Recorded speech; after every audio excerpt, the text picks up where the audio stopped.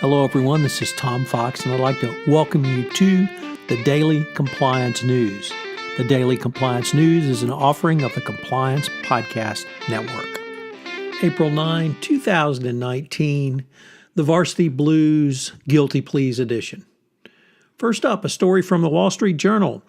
The annual shareholder meeting of the Nissan Motor Company turned raucous as shareholders vented their concerns about the company's management since Mr. Goshen's arrest back in November.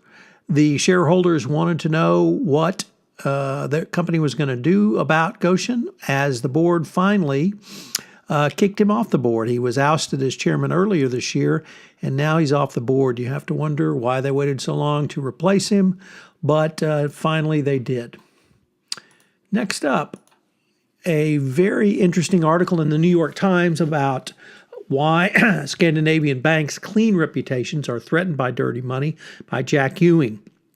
He of writing the definitive book about the Volkswagen scandal to date. And it's a very detailed article about the banking scandal that took down Swedbank and Danske Bank and the Justice Department and other U.S. agencies taking a look at this.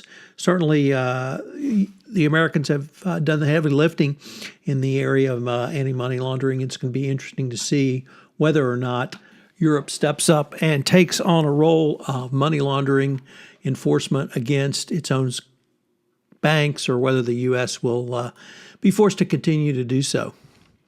Next up, a great article by Francine McKenna over at MarketWatch on how to tell if a company is overpaying its CEOs. And Francine, who is a CPA by professional trade, has found that companies use non-GAAP earning metrics to turn a loss into a profit so that they can pay bonuses to execs. She cites a working paper from a professor at Cornell University entitled High Non-GAAP Earnings Predict Abnormally High CEO Pay. And this is a really interesting article, and it shows how the manipulations used in non-GAAP earnings are becoming more ubiquitous. While the SEC requires companies to report quarterly under GAAP, they can supplement these numbers with non-GAAP metrics. They must give a standard GAAP number prominence in the report, but companies are certainly using these much more often.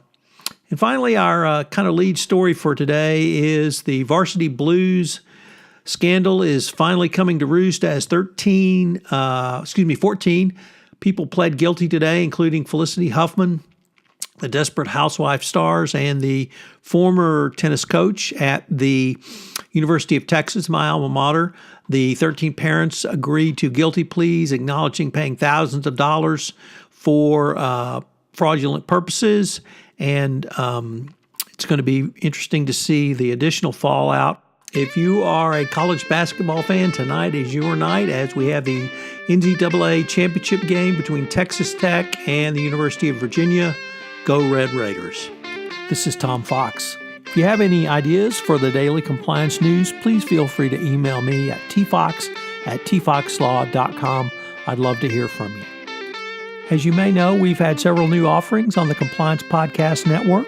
One of those includes Popcorn and Compliance, where Jay Rosen and I take a look at compliance through the lens of movies, both current, contemporary movies, and classic movies. Also premiering in December. And finally, Mary Shirley and Lisa Fine have premiered their new podcast, Great Women on Compliance.